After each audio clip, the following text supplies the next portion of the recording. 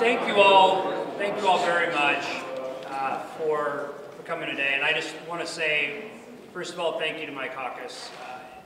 It has been obviously a very intense year. There were a lot of things that were talked about and discussed at the beginning, and they make our job in leadership a lot easier. And so I just want to say thank you to my caucus, to my leadership team, and particularly we have 3 members of our leadership team that are leaving.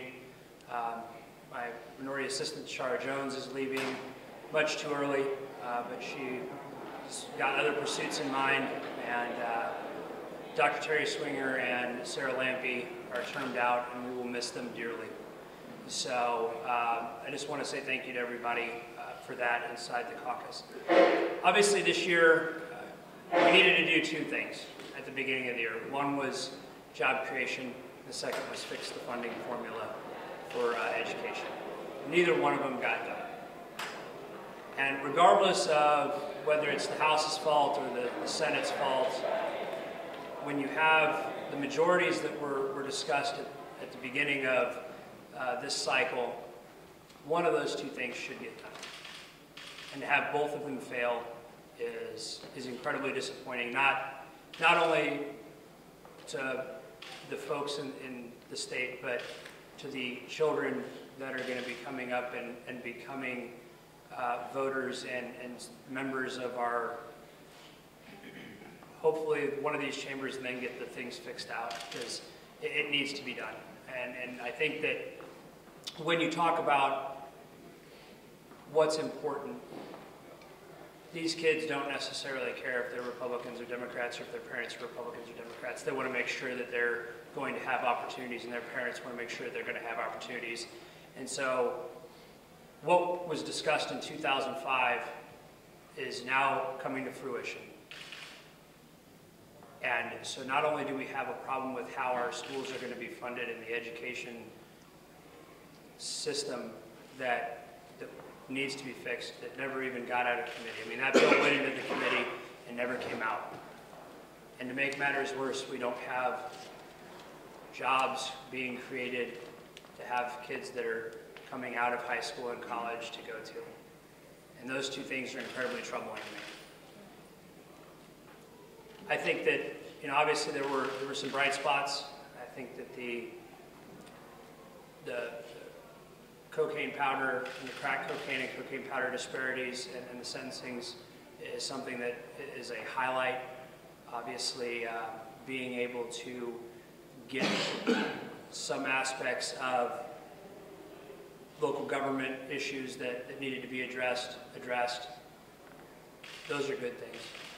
But when it comes to the overall picture, we really need to get some of these things done, and we're not going to have a special session again because we see how well that went last time.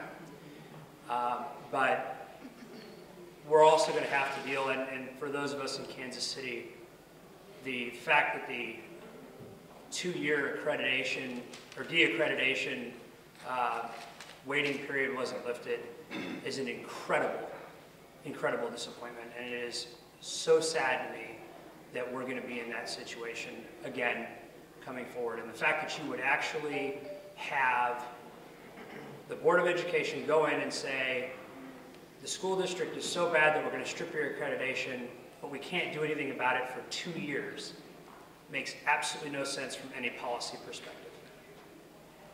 And with that, I will open up any questions if anybody has any.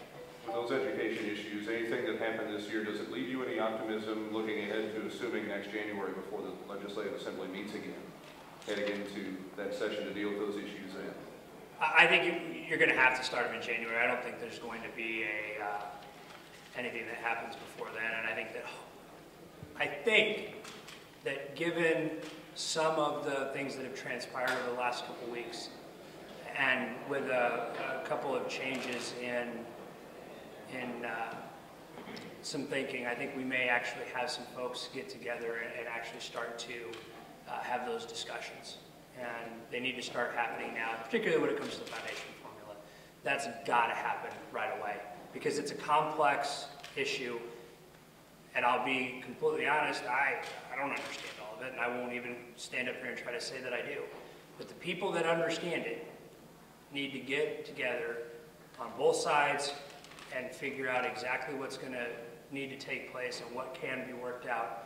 And they need to make it very sure that they explain it to everybody in a way that people are comfortable with, because we can't continue to have this idea of punting things to the next year and the next year or 5 years down the road, because then the people that worked on it are all gone. And you know, that '05 class, look, they're all leaving now.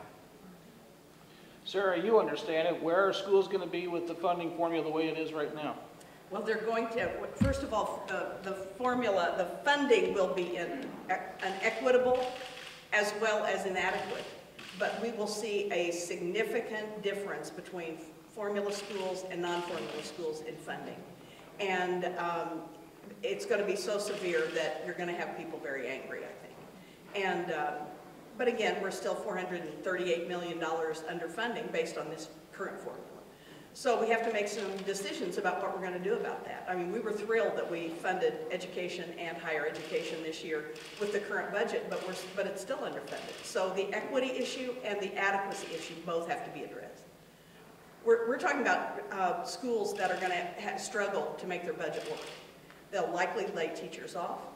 I think consolidation will be considered by some districts in outstate Missouri, which is a really bad word for a lot of small districts. And I mean, it's our job to do that. Why wouldn't we do our homework and do that? We need to fix it. I've been here a long time, and it used to be what the school districts and the school superintendents said. I mean, they got. What's changed?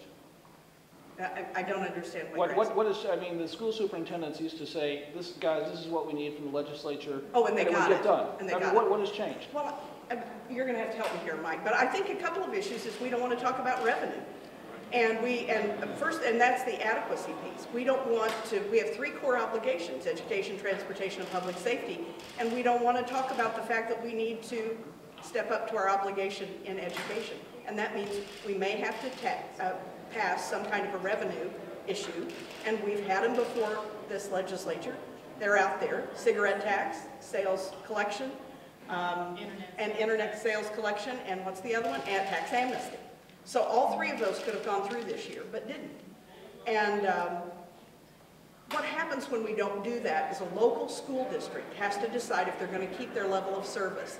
And if they want to keep that level of service, then they have to raise taxes at a local level in order to make up the difference. It's just like higher ed raising tuition in order to make up the shortfall that they will likely get if the governor has to move some money to balance the budget, because the only place he can take that's out of education.